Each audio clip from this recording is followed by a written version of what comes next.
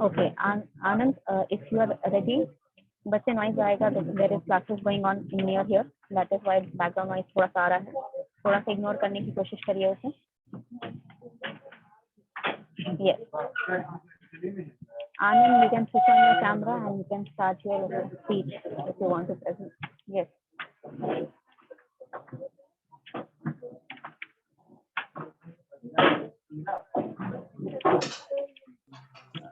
Am I audible? Yes, you're audible. Good morning, ma'am, and my dear colleagues. Today I am feeling very fortunate for sharing this Zoom platform among you all.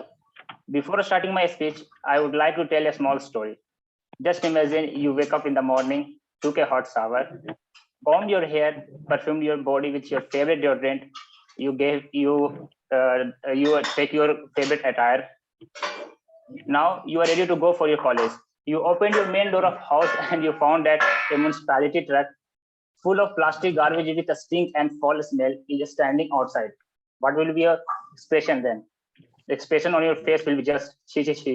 पूरा दिन खराब हो गया. This story may have hinted you about my today's topic, and the topic is plastic and the water pollution. My name is Anand Kumar, and I would like to give a speech on plastic and its pollution. The story which I told you represents the same condition of marine animals. Plastic is almost the root cause of many types of pollution. But today, I would like to get your attention on the animals suffering from water pollution due to our waste thrown in their biosphere. Plastic generated on surface is dumped in the beautiful oceans and rivers. In oceans, over 700 species of animals engulf the plastic unknowingly. Till now, I have started my speech. 2 seabirds have died due to plastic. It's a very bad thing. 80% of debris flows from surface to ocean is plastic. Are you amazed? According to UNESCO, at least 14 million tons of plastic is dumped in the ocean every year, and the data is increasing year by year. Plastic degradation takes a long period. A plastic bottle which we throw will be degraded in 450 years. Toothbrush will take 500 years. It means plastic waste generated by us will remain up to our great grandchildren. Beautiful oceans, holy rivers are now used as dumping sites. This causes very hazardous effects. The degradation of plastic releases the toxic compounds which cause the death of millions of aquatic animals each year. Don't think that dumping of plastic in ocean will not come to our home.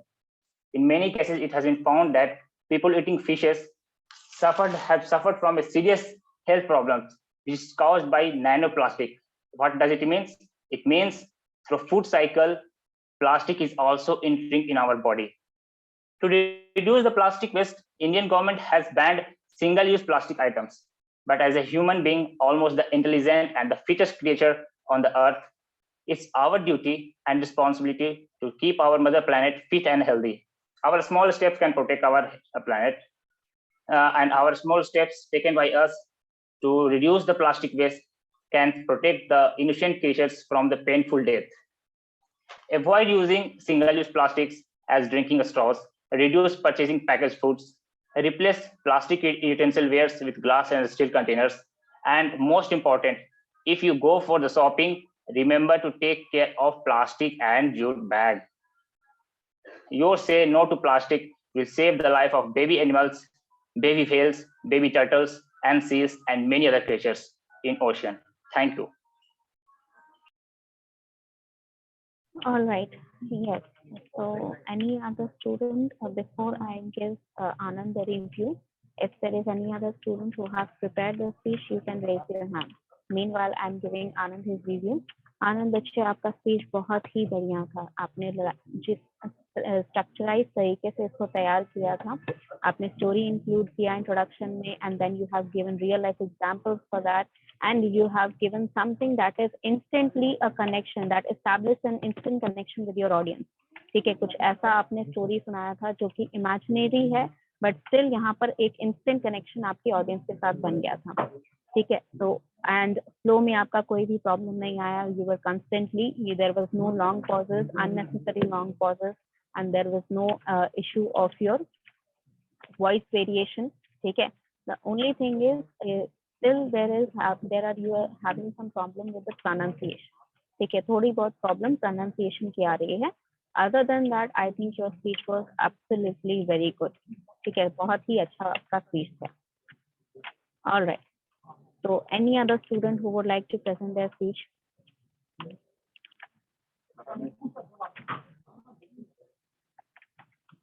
Any other student? आपने अगर prepare किया है, you can go ahead and raise your hand so that I will know कि आपने यहाँ prepare किया है, तो you are going to present here.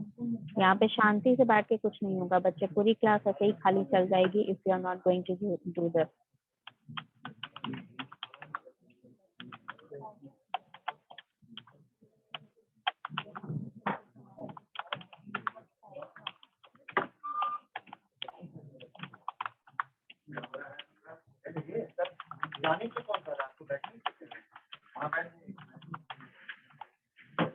Yes, any other student who would like to present their speech? देखो नहीं दोगे तो कोई फायदा नहीं है, ऐसे ही क्लास वेस्ट आपका हो जाएगा.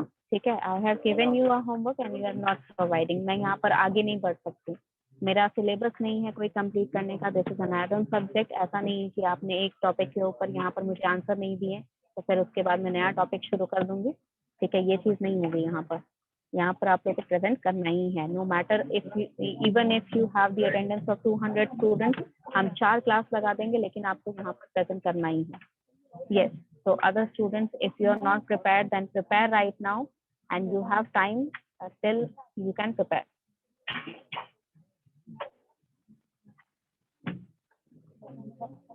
लिखे ही नहीं हो अभी तक. क्यों नहीं लिखे हो बच्चे? मैंने आपको लास्ट क्लास ही कहा था कि आपको एटलीस्ट लिख के रखना है. आपको प्रेजेंट करने में दिक्कत आ रही है तो आप मुझसे कल मिल सकते थे, बात कर सकते थे. I told you that I will be in Pataliputra branch yesterday and tomorrow I will be there also. तो अगर आपको रिटर्न में कोई भी इशू आ रहा है, अब सेकेंड हाफ में मुझे आपकी क्लासेस हैं, सेकेंड हाफ में मेरी बहुत कम क्लासेस हैं, तो सेकेंड हाफ में आप मेरे को स्टाफ रूम में आके मिल सकते थे. यू कुड हैव कम कि मैम प्रॉब्लम आ रहा है.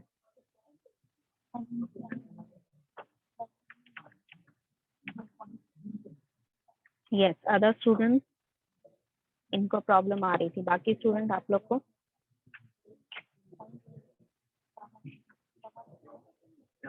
बाकी सभी स्टूडेंट को प्रॉब्लम आ रही है या बाकी सभी स्टूडेंट प्रेजेंट नहीं करेंगे?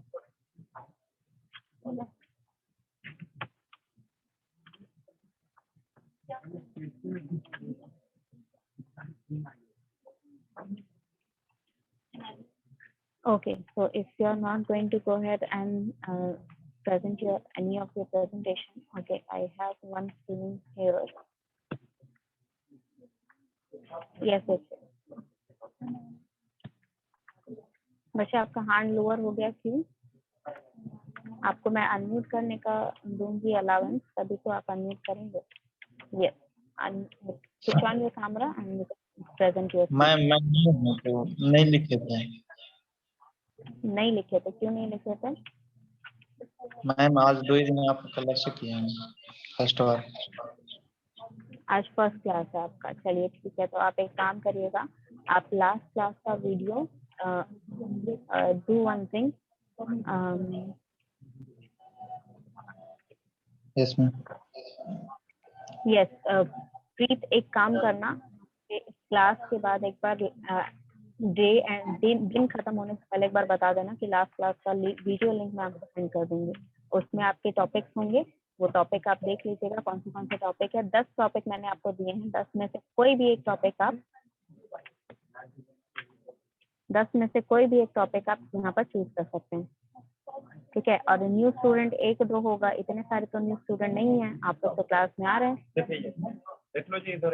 अच्छा, 1 more day टाइम चाहिए. चलिए ठीक है, एक काम करते हैं, नेक्स्ट डे यानी कि कल के दिन, ठीक है, कल थर्सडे है, I will be present in Pataliputra branch. कल के दिन आप लोग एटलीस्ट मुझे यहाँ पर, अगर किसी को भी दिक्कत आ रही है लिखने में, किसी को भी स्पीच में प्रॉब्लम आ रही है, टॉपिक में प्रॉब्लम आ रही है, आप मुझे कल वेरीफाई करेंगे. अगर कल वेरीफाई नहीं किया तो यहाँ पर जितने भी स्टूडेंट प्रेजेंट हैं, इंग्लिश में अच्छा देखिए बच्चे, इंग्लिश में नहीं दिए तो कोई बड़ी बात नहीं है, ठीक है। आप कम्युनिकेशन, अगर आपने स्पीच दिया है पहले तो इसका मतलब आपका कम्युनिकेशन पहले ही अच्छा है, ठीक है। उसको हमें और अच्छा बनाना है। और इंग्लिश में अगर दिक्कत आ रही है तो कहीं ना कहीं तो स्टार्ट करना ही होगा आपको। ऐसा तो नहीं है कि आप छोड़ दोगे नहीं हो रहा है नहीं हो रहा है करके, ठीक है। कहीं ना कहीं आपको स्टार्ट करना ही पड़ेगा। तो लेट्स डू वन थिंग, आप यहाँ पर लिखिए। अगर आपको लिखने में ऐसा लग रहा है कि इंग्लिश में प्रॉब्लम आ रही है, इंग्लिश का आपका सेंटेंसेस नहीं बन रहा है, ग्रामर में दिक्कत आ रही है, तो आप कल के दिन मुझे लाके सबमिट कर दीजिएगा। एंड जाने से पहले मैं आपको सबको वापस करके जाऊंगी, करेक्शन करके आपको दे दूंगी, ठीक है। आप उसको प्रैक्टिस करिएगा एंड क्लास में आप प्रेजेंट कर सकते हैं। And always remember, if you are going to present your speech you have to switch on your camera, ठीक है। कैमरा तो आपको ऑन करना ही पड़ेगा, विदाउट दैट मैं यहाँ पर आपको अलाउ नहीं करूंगी प्रेजेंट करने के लिए। ऑफलाइन क्लासेस है, ठीक है। Yes.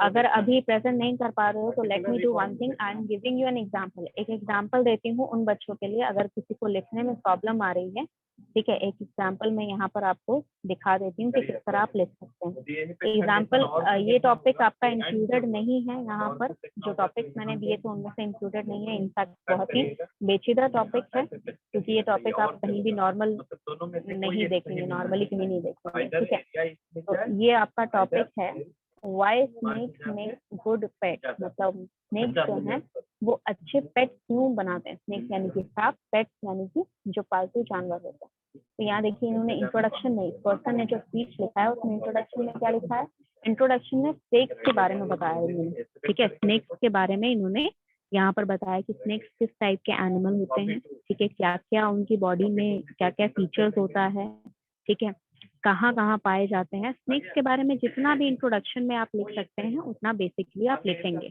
अब मान लीजिए कि हम यहाँ क्लाइमेट चेंज के ऊपर लिख रहे हैं, ठीक है, हम इससे अलग थोड़ा लिखते हैं। क्लाइमेट चेंज वाला जो टॉपिक है, क्लाइमेट चेंज वाले टॉपिक में क्या होगा, क्लाइमेट चेंज आखिर कहते किसको है। क्लाइमेट चेंज का डेफिनेशन होता है, राइट। आप चाहें तो गूगल सर्च कर सकते हैं, क्लाइमेट चेंज का डेफिनेशन आपको मिल जाएगा आराम से। या फिर आप एक ऐसा काम भी कर सकते हैं कि क्लाइमेट चेंज का डेफिनेशन समझने के बाद खुद से अपने वर्ड्स में उसका डेफिनेशन बता सकते हैं कि क्लाइमेट चेंज आखिर होता क्या है। वो आपका इंट्रोडक्शन में हो जाएगा। देखिए यहाँ पर इनका इंट्रोडक्शन इतना लंबा गया, 2 पैराग्राफ इन्होंने बना दिए। जरूरी नहीं है कि हर जगह आपका सेम कंटेंट सेम जैसा रहे, ठीक है। जितना मतलब देखिए 3 चीजें कॉमन है यहाँ पर, हर एक स्पीच में रहती है। क्या रहती है, इंट्रोडक्शन रहता है, बॉडी ऑफ द स्पीच रहता है, देन कंक्लूजन रहता है। ये तो हमेशा प्रेजेंट रहेगा ही रहेगा, ये कहीं नहीं जाएगा। लेकिन कितना आपको इंट्रोड्यूस करना है ये टॉपिक पे डिपेंड करता है, ठीक है। मान लीजिए यहाँ पर इंट्रोडक्शन में आपको स्नेक के बारे में बहुत कुछ बताना था, तो यहाँ पे इन्होंने 2 पैराग्राफ लिखे हैं। क्लाइमेट चेंज के बारे में आप डेफिनेशन के अलावा बहुत कम चीजें लिख सकते हो।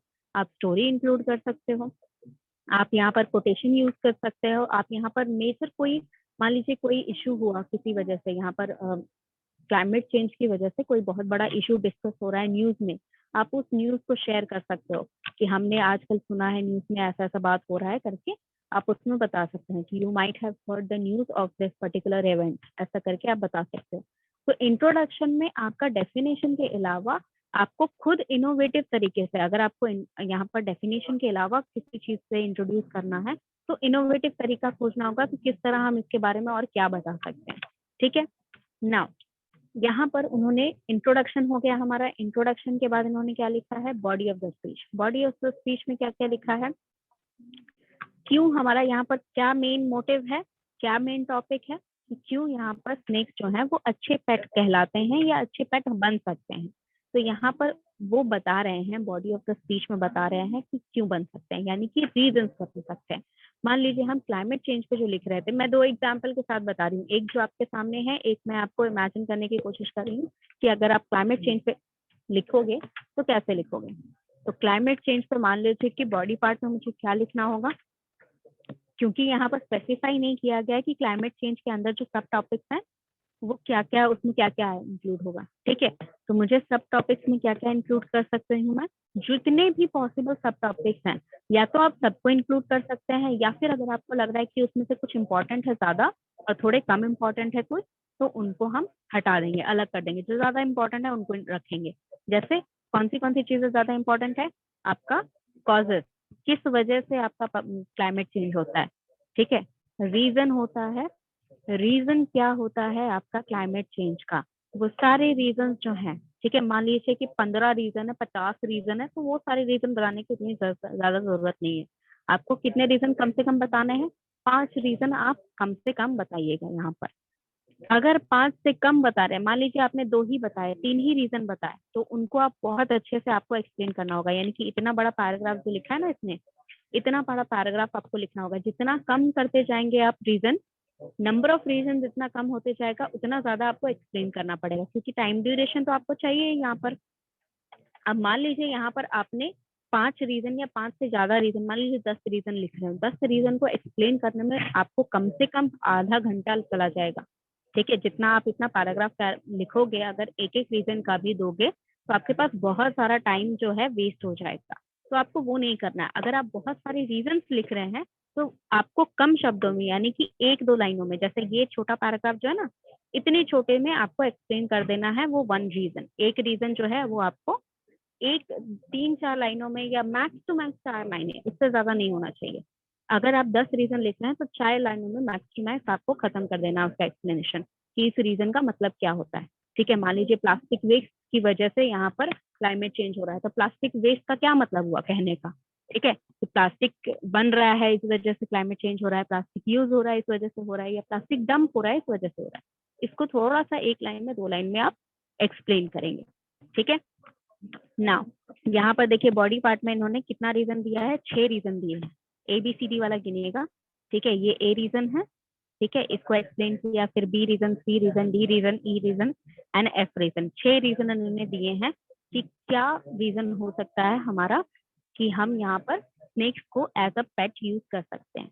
Now last is your conclusion. Conclusion देखिए, इस तरह के जो आपके टॉपिक्स होते हैं जहाँ पर स्पेसिफिकली आप एडवांटेज बता रहे हैं, जैसे इंपॉर्टेंस ऑफ एजुकेशन हो गया, ठीक है, इंपॉर्टेंस ऑफ एक्सरसाइज हो गया, ये सारे जो टॉपिक्स होते हैं इनमें आप बॉडी पार्ट में ही सारी चीजें बता देते हैं। ठीक है, बॉडी ऑफ द स्पीच में ही सब चीजें बता दे रहे हैं। क्या क्या बता रहे हैं कि यहाँ पर क्यों इम्पोर्टेंट है एजुकेशन आपके लिए, ठीक है, क्यों एक्सरसाइज इम्पोर्टेंट है, ठीक है, क्या क्या होता है एक्सरसाइज करने से, क्या क्या होता है एक्सरसाइज ना करने से, ये सारी चीजें बता रहे हैं। तो जब आपने सब कुछ एक्सप्लेन कर दिया बॉडी ऑफ द स्पीच में, तो कंक्लूजन में पूरा चीज रिपीट कर रहे हो अगर पूरा सारा चीज बोलोगे तो, ठीक है, तो कंक्लूजन आपका छोटा हो जाता है। लेकिन क्लाइमेट चेंज वाला जो टॉपिक है उसमें आपने क्या क्या चीजें एक्सप्लेन किया बॉडी ऑफ द स्पीच में, किस वजह से आपका क्लाइमेट चेंज होता है, क्या इफेक्ट करता है वो ह्यूमन पे, क्या इफेक्ट करता है अर्थ पे, क्लाइमेट चेंज का क्या इफेक्ट होता है। एंड इन सब चीजों के बताने के बाद, ये सब चीजें बताने के बाद क्या हो रहा है, इन दोनों चीजों में हमने प्रॉब्लम को डिस्कस किया, तो कंक्लूजन पार्ट में हम सोल्यूशन को डिस्कस करेंगे। मान लीजिए प्लास्टिक वेस्ट की वजह से यहाँ पर क्लाइमेट चेंज हो रहा है, तो प्लास्टिक वेस्ट कैसे कम किया जाए, ग्रीन हाउस गैसेस की वजह से क्लाइमेट चेंज हो रहा है, तो ग्रीन हाउस गैसेस कैसे कम किए जाए। तो इस तरह से आप यहाँ पर क्या करेंगे, जो भी यहाँ पर प्रॉब्लम्स हैं, ठीक है, उन प्रॉब्लम्स को हम बॉडी ऑफ द स्पीच में डालेंगे, और जो सोल्यूशन है उनको हम कंक्लूजन पार्ट में डालेंगे। लेकिन इस तरह के जो इजी इजी टॉपिक्स होते हैं ना, जैसे कि यहाँ पर ये वाला टॉपिक है, why should we keep snakes as pet, या फिर what is the importance of education, what is the importance of what is the importance of exercise, या फिर what is the importance of manners, discipline, ये इस तरह के जो चीजें होती हैं, इनमें आप बहुत सारी रीजंस, बहुत सारी चीजें ऑलरेडी आप बॉडी ऑफ द स्पीच में डाल चुके हो, तो कंक्लूजन हमेशा छोटा सा रहता है। ठीक है, कंक्लूजन मैक्स टू मैक्स 4-5 लाइनों का आपका कंक्लूजन रहेगा। स्नेक यहाँ पर बता दिया, जब इन्होंने 6 रीजन ऑलरेडी दे चुके हैं, उसको पूरा अच्छे से एक्सप्लेन कर चुके हैं, तो फिर कंक्लूजन में क्या लिखोगे आप। ठीक है, कंक्लूजन में तो वो सारी चीज रिपीट ही कर रहे हो, फिर वही सारी चीज लिखोगे, तो कंक्लूजन में क्या लिखना है, कंक्लूजन में लिखना है कि स्नेक्स जो है वो बहुत ही अच्छे इंसान है, उनको पेट बहुत ही अच्छे एनिमल्स हैं, सॉरी अबाउट दैट, और उनको पेट बनाया जा सकता है। ठीक है, लेकिन ऑब्वियसली ये उन्हीं लोगों के लिए है जो उनको पेट रखना चाहते हैं, मैं किसी को मजबूर नहीं कर रहा हूँ रखने के लिए। ये चीज उन्होंने इन 2 लाइनों में बताई है। ठीक है, जो उनका केयर कर सकते हैं, जो रखना चाहते हैं, वो पेट रख सकते हैं। ठीक है ना, is there any doubt from your side. ठीक है, कोई पर्टिकुलर डाउट है किसी भी चीज में, इंट्रोडक्शन कैसे लिखना है, बॉडी ऑफ द स्पीच कैसे लिखना है, कंक्लूजन कैसे लिखना है, किसी को भी अगर कोई भी डाउट हो रहा है ठीक है, आपको अपने पर्टिकुलर टॉपिक में भी अगर डाउट हो रहा है तो आप मुझे बता सकते हो, आई विल गिव यू सब टॉपिक। ठीक है, मैं आपको सब टॉपिक दे दूंगी तो आपके लिए लिखना आसान हो जाएगा। Always be prepared for the sub topic. सब टॉपिक बहुत ही जरूरी होते हैं किसी भी टॉपिक पे। आप अगर सब टॉपिक क्या होता है, मान लीजिए आपका टॉपिक है conclusion is not required. Conclusion बच्चे रिक्वायर्ड रहता है, कंक्लूजन तो आपको लिखना ही है, लेकिन कितना लिखना है ये डिपेंड करता है आपके टॉपिक पे। ठीक है, किस तरह का टॉपिक है, किस तरह का आपका टॉपिक है, इस पे डिपेंड करता है कि कंक्लूजन कितना रहेगा, कितना बड़ा रहेगा, कितना छोटा रहेगा, कितना बड़ा रहेगा, उस पे डिपेंड करता है, टॉपिक पे डिपेंड करता है। ठीक है,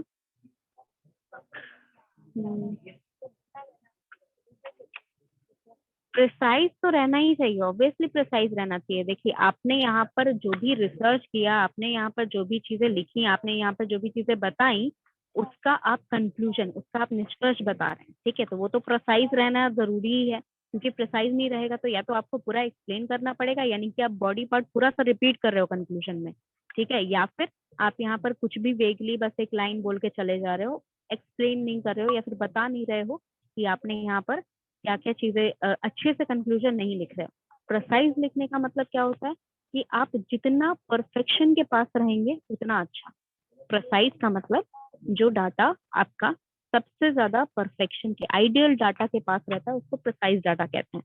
तो प्रिसाइज कंक्लूजन का मतलब क्या होता है कि प्रिसाइज कंक्लूजन का मतलब होता है जो चीजें आपने डिस्कस की बॉडी ऑफ द स्पीच में, इंट्रोडक्शन में, सब चीजों में जो जो चीजें आपने एक्सप्लेन की, उसको आप एक लाइन, दो लाइन, एक पैराग्राफ में कैसे कंक्लूड करोगे कि क्या आपने लिखना चाहा, एग्जैक्ट मोटिव क्या था आपका। जैसे क्लाइमेट चेंज के बारे में मैं लिख रही हूँ, तो मेरा मोटिव क्या है लिखने का कि क्लाइमेट चेंज हो रहा है, इससे परेशानी हो रही है, इसका सोल्यूशन निकालना है। यही मेन रीजन था मेरा लिखने का क्लाइमेट चेंज के बारे में स्पीच। तो इसीलिए यहाँ पर आपका जो स्पीच रहेगा उसका कंक्लूजन प्रिसाइज रखने का मतलब ये है कि हम यहाँ पर जिस मेन रीजन की वजह से ये स्पीच लिख रहे हैं, वो मेन रीजन मुझे यहाँ पर दोबारा से रिपीट करना है, अगर मैंने ऑलरेडी स्पीच में बता रखा है या एक्सप्लेन कर रखा है। अगर नहीं बताया है तो बताना है। ठीक है, तो प्रिसाइजली मुझे बताना है कि मुझे क्लाइमेट चेंजेस हटाने के लिए अपनी लाइफ में या अपने अर्थ से क्लाइमेट चेंजेस हटाने के लिए मुझे क्या क्या चीजें करनी चाहिए। और यहाँ पर आपका जो कंक्लूजन में अपना ओपिनियन से अगर आप लिखना चाहते हैं तो एज पर योर ओपिनियन आप यहाँ पर क्लाइमेट चेंज का क्या कंट्रीब्यूशन देंगे। ठीक है, क्लाइमेट चेंज को हटाने के लिए आपका अपना पर्सनल कंट्रीब्यूशन क्या होगा कि आप प्लास्टिक यूज नहीं करना चाहिए, या फिर अपना एक छोटा सा कंक्लूजन आप दे सकते हैं कि मैं यहाँ से प्लास्टिक बहुत कम कर दिया मैंने अपनी लाइफ से, आपको भी ऐसा करना चाहिए। You should do, always use these words. Must कभी भी अपने स्पीच में ही मत यूज करना। मस्ट का मतलब होता है आप यहाँ कमांड कर रहे हैं, शुड का मतलब आप सजेस्ट कर रहे हैं। तो since you are giving speech, you are giving suggestion to people कि यहाँ पर क्लाइमेट चेंज से दिक्कत आ रही है, कि वी शुड डू दिस। ठीक है, तो आप हमेशा शुड का यूज करेंगे अपने स्पीच में, मस्ट का यूज कम करेंगे। ठीक है, मस्ट आप तब करेंगे जब बहुत ही मेजर प्रॉब्लम हो रही है। जैसे मान लीजिए कि आप यहाँ पर कोरोना वायरस में मस्ट क्या चीज हो गई थी, सोशल डिस्टेंसिंग आपकी मस्ट हो गई थी, मास्क लगाना मस्ट हो गया था, सैनिटाइजर रखना मस्ट हो गया था। तो ये सारी चीजें मस्ट है कि आपको कंपलसरी रखनी ही रखनी है, तो वहां पर आप मस्ट यूज करते हो, दैट इज ऑल राइट। लेकिन आप यहाँ पर किसी को ऐसा कहते हो कि प्लास्टिक आज के बाद कभी खरीदना ही नहीं, तो this is a command. You can not command in any one to any one in with your speech, you are giving suggestion. तो आप शुड यूज करोगे, we should not use plastic so much. ठीक है, we should try to reduce it as much as we can on our personal level. ठीक है, क्योंकि company तो obviously manufacture कर रही है, उनको अपना प्रॉफिट से मतलब है, लेकिन आपको क्या करना है, आपको यहाँ सजेस्ट करना है कि अपने इंडिविजुअल लेवल पे आप क्या कर सकते हैं। ठीक है, all right. So if those doubts are clear, ठीक है, तो टॉपिक अगर किसी के पास है तो मुझे यहाँ चैट बॉक्स में अगर लिख के दे देगा तो मैं सबको सब टॉपिक्स बता दूंगी। ठीक है, टॉपिक आप लोग एक काम करिएगा, टॉपिक यहाँ पर मुझे लिख के बता दीजिए कि क्या क्या टॉपिक दिए थे, किसी के पास अगर है वो टॉपिक तो टॉपिक मुझे दे दीजिए। सब टॉपिक्स में एक दो से एक्सप्लेन कर दूंगी तो हो सकता है कि बच्चों को हेल्प मिल जाए लिखने के लिए।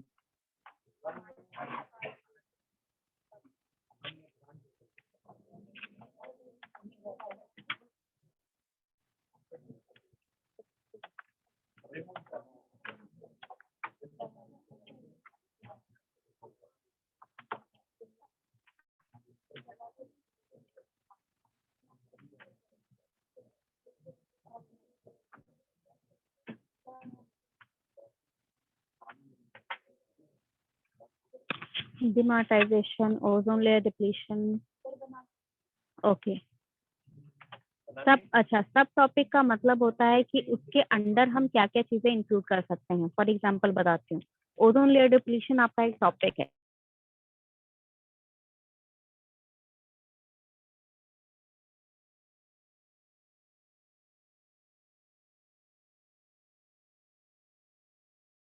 ठीक है, क्लाइमेट चेंज की तरह ओजोन लेयर भी सेम सिमिलर में क्या होता है, डिप्लीशन है क्या। पहली बात, ओजोन लेयर मतलब होता है वो लेयर जो आपके एटमॉस्फेयर में पाई जाती है and it helps you protect from the UV rays. ठीक है, यूवी रेज से प्रोटेक्ट करने के लिए ये हेल्प करती है।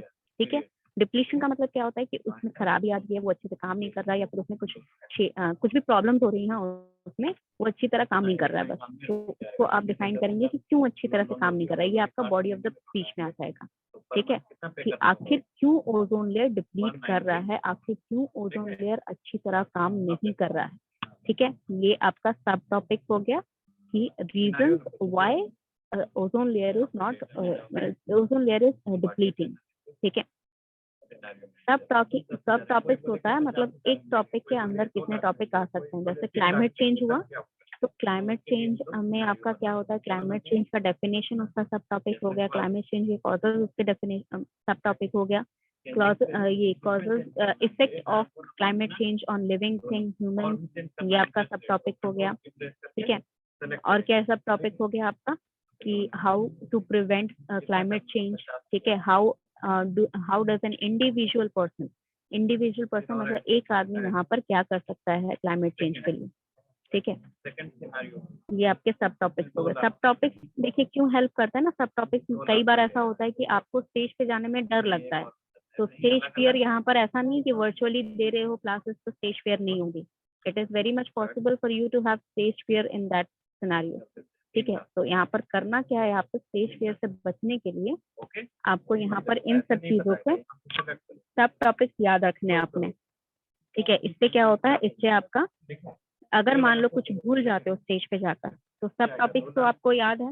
मान लीजिए आपने कॉजेस डिस्कस कर लिया, तो आपको पता है कि इसके बाद क्या आएगा, इफेक्ट्स आएगा कि ह्यूमन लाइफ में क्या इफेक्ट्स होंगे या फिर आपके अर्थ पे क्या इफेक्ट्स होंगे। तो आपको एटलीस्ट ये टॉपिक याद रहेगा ना, तो कुछ भी आप मान लो कि जो लिखा था वो भूल गए, तो आप क्या करोगे, आप एटलीस्ट यहाँ पर याद रखोगे कि ये सारी चीजें हो सकती हैं जो एट द मोमेंट आप सोच लोगे कि क्या इफेक्ट कर हो सकता है क्लाइमेट चेंजेस का। जब आपने कॉजेज बता दिए, कॉजेज याद है कि ये सारी चीजें होती हैं, इस वजह से क्लाइमेट चेंज हो रहा है, तो हमें ये भी पता है कि ये सारी चीजें अगर हो रही हैं तो इसका हम पे क्या इफेक्ट पड़ रहा है, राइट।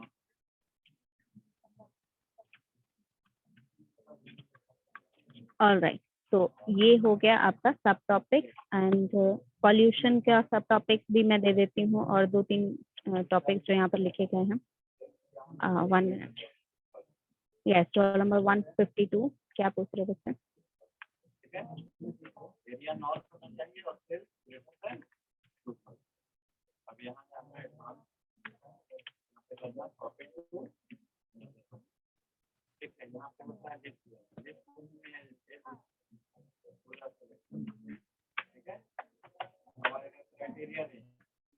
बच्चे अनम्यूट आपको मैंने अलाउ किया है, सॉरी 1 मिनट, मैंने शायद हैंड लोअर करने का अलाउ कर दिया।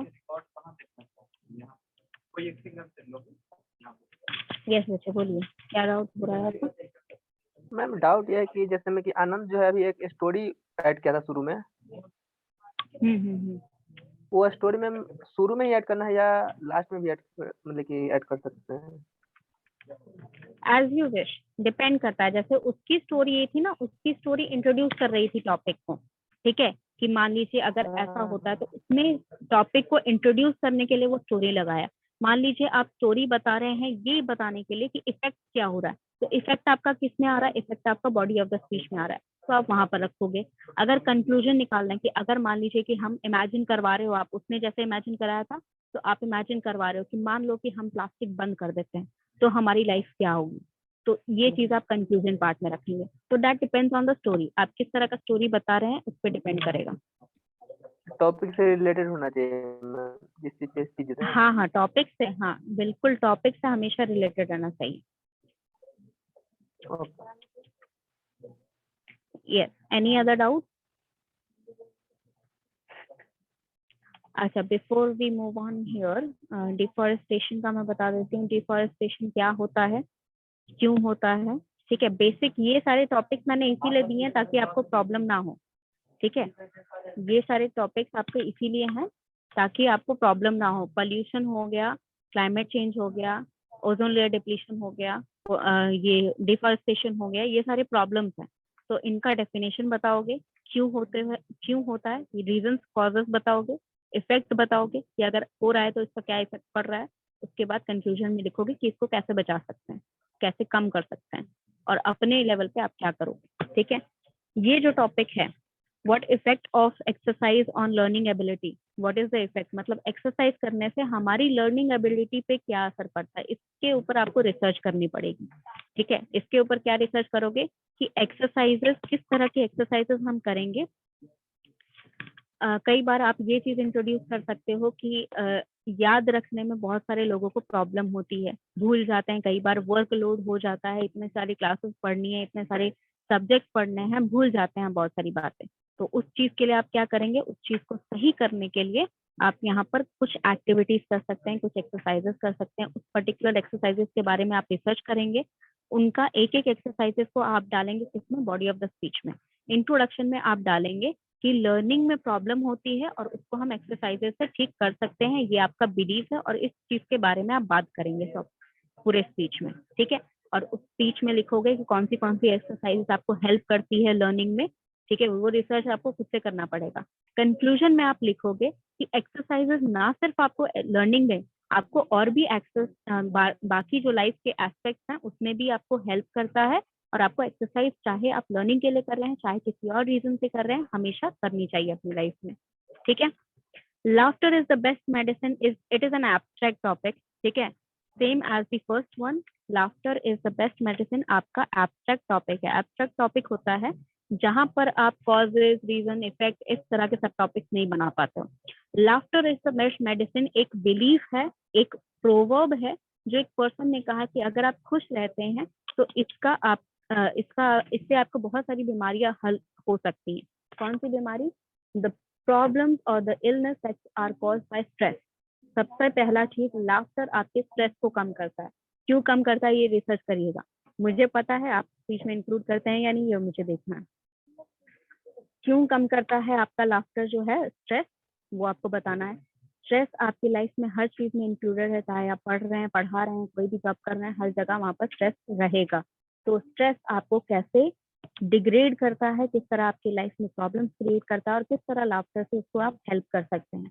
या फिर मेंटली किस तरह से, ये सारे मेंटल प्रॉब्लम्स हो गए, जितने भी मेंटल प्रॉब्लम्स हैं उसको आप लाफ्टर से हेल्प कर सकते हो। Plus there are effects on physical body also, आपकी फिजिकल बॉडी पे भी बहुत सारा इफेक्ट करता है if you are continuously laughing और you are continuously making yourself laugh और मेकिंग योर सेल्फ हैप्पी। ये एक्सरसाइज भी होती है योगा में, आपने देखा होगा बूढ़े लोग पार्क में जाके बहुत जोर जोर से हंसते हैं।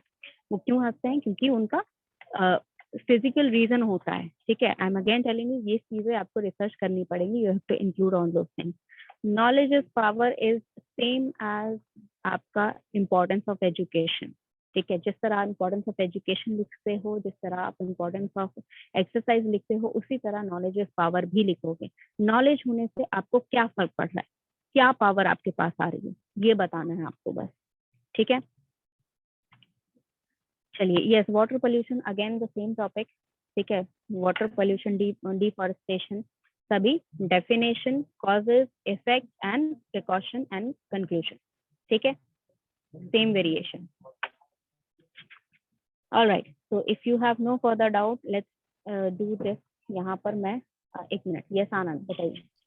Ma'am, you said I also know my pronunciation is bad. Then how I will correct it? You can correct it by you can using आपके पास सोर्सेज अभी बहुत सारे हैं, पहले नहीं हुआ करते थे, अभी आपके पास बहुत सारे सोर्सेज है। गूगल पे एक आता है, जब when you search the word, वहाँ पे प्रोनाउंसिएशन का एक ऑप्शन आता है, एक वॉइस करके लिप जैसा आइकन बना रहेगा, आप उसको टच कर सकते हैं, वहाँ पर आपको प्रोनाउंस करके बताया जाएगा, सुनाया जाएगा कि किस तरह प्रोनाउंसिएशन किया जाता है उसका आप हेल्प ले सकते हैं। सबसे पहला सोर्स Okay. यस बोल हाँ। सेकंड सोर्स आप क्या कर सकते हैं, try to listen to people when they are speaking. ठीक है, आप जितना ज्यादा हो सके दूसरे लोगों की स्पीच, दूसरे इन द सेंस जो ऑलरेडी सक्सेसफुल हैं, जो ऑलरेडी किसी अच्छे कम्युनिकेटर माने जाते हैं, उनकी स्पीचेस आप सुनिए। ठीक है, उनके प्रोनाउंसिएशन देखिए वो किस तरह प्रोनाउंस कर रहे थे, and remember if they have an accent, वो चीज आपको कॉपी नहीं करनी, आपको सिर्फ प्रोनाउंसिएशन याद रखना है, एक्सेंट छोड़ दीजिएगा।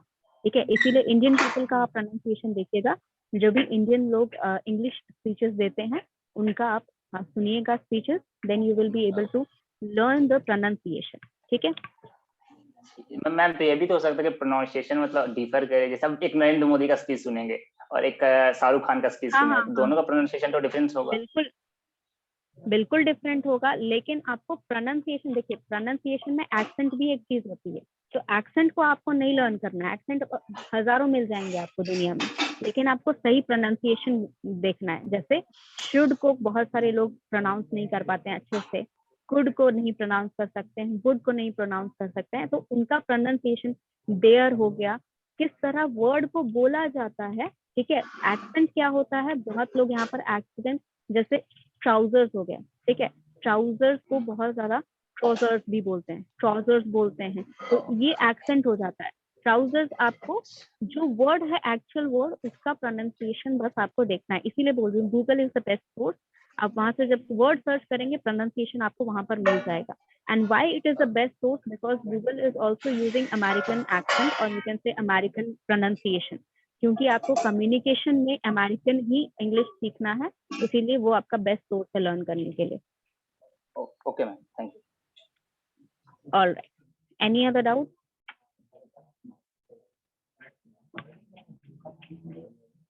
Yes, you can give your suggestion on your own time to your friends, and let's do one thing. यहाँ पर हमारे पास अभी काफी टाइम रह गया है, तो हम अटेंडेंस बना लेते हैं।